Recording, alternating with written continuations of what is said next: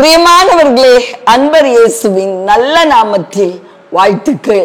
இந்த உலகத்துல மனுஷ கண்கள்ல எனக்கு தயவு கிடைக்கணும், புதிய வாசல்கள்லாம் திறக்கணும் ஆசை இல்லாதவங்க கிடையாதுல்ல.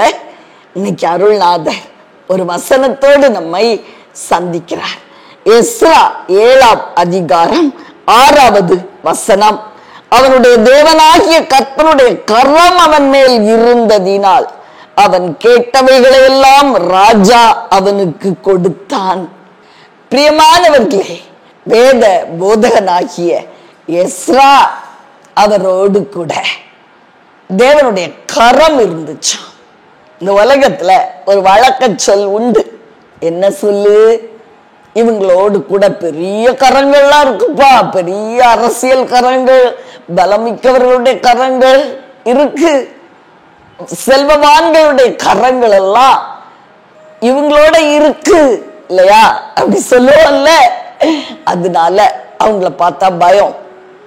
அவங்க எது வாழ்நாளும் சாதிச்சிருவாங்க, காரிய சித்தி உள்ளவர்களா இருப்பார்கள் அப்படின்னு சொல்லுகிற வழக்கம் உண்டல்லவா?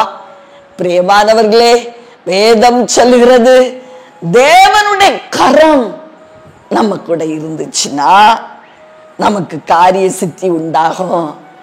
எஸ்ரா தான் செய்ய நினைத்ததெல்லாம் செய்தானா, தனக்கு வேண்டியதெல்லாம் பெற்றுக்கொண்டானா. எதனால? தேவனுடைய கரம் அவரோடு கூட இருந்துச்சா. பிரியமானவர்களே, பாபிலோன் ராஜாவுடைய கண்களிலே அவருக்கு தயவு கிடைச்சது.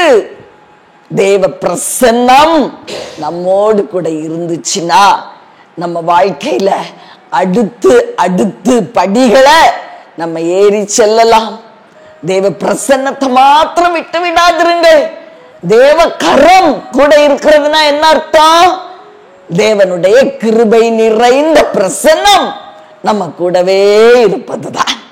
அதை மாத்திரம் எதுக்காகவும் விட்டு கொடுக்க கூடாது. பிரியமானவர்களே, காரிய சித்தி உண்டாகும்.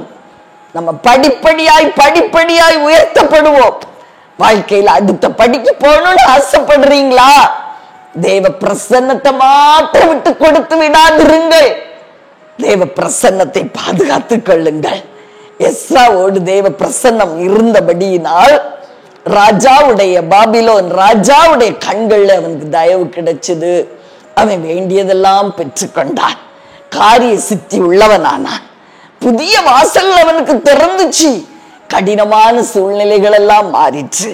உங்களுக்கு அப்படியே உண்டாகும். தேவனுடைய கரம் நம்மோடு இருக்கிறது நம்புவீங்களா? உங்களுக்காக ஜெபிக்கிறேன்.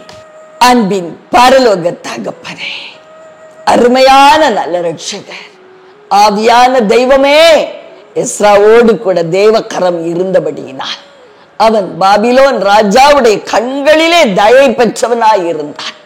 அவன் வேண்டியதெல்லாம் ராஜா அவனுக்கு கொடுத்தார் என்று பார்க்கிறோம். நம்முடைய வாழ்க்கையிலையும் தேவ கரம் நம்மோடு இருக்கிறது. அவருடைய பிரசன்னம் நம்மோடு கூட உண்டாயிருக்கிறது. ஆதலால் நீங்க வேண்டிக் கொண்ட எல்லாவற்றையும் பெற்றுக்கொள்வீர்கள். புதிய வாசல்கள், அடைபட்ட வாசல்கள் எல்லாம் உங்களுக்கு முன்பதாக திறக்கப்படும். எஸ்ராவுக்கு பாழாய் போன பட்டணங்களை கட்டி எழுப்ப முடிந்ததே, அதே போல நமக்கும் கூட எல்லாம் முடிந்ததுங்கிற சூழ்நிலை மாறி ஒரு புதிய வாசலை கர்த்தர் திறக்கிறார். அவருடைய கரம் மாத்திரம் நம்ம கூட இருக்கணும். அவருடைய பிரசன்னத்தை பற்றி பிடித்துக் கொள்வோம், அதை விட்டு விடாதிருப்போம். இயேசுவின் நாமத்தில் பிதாவே.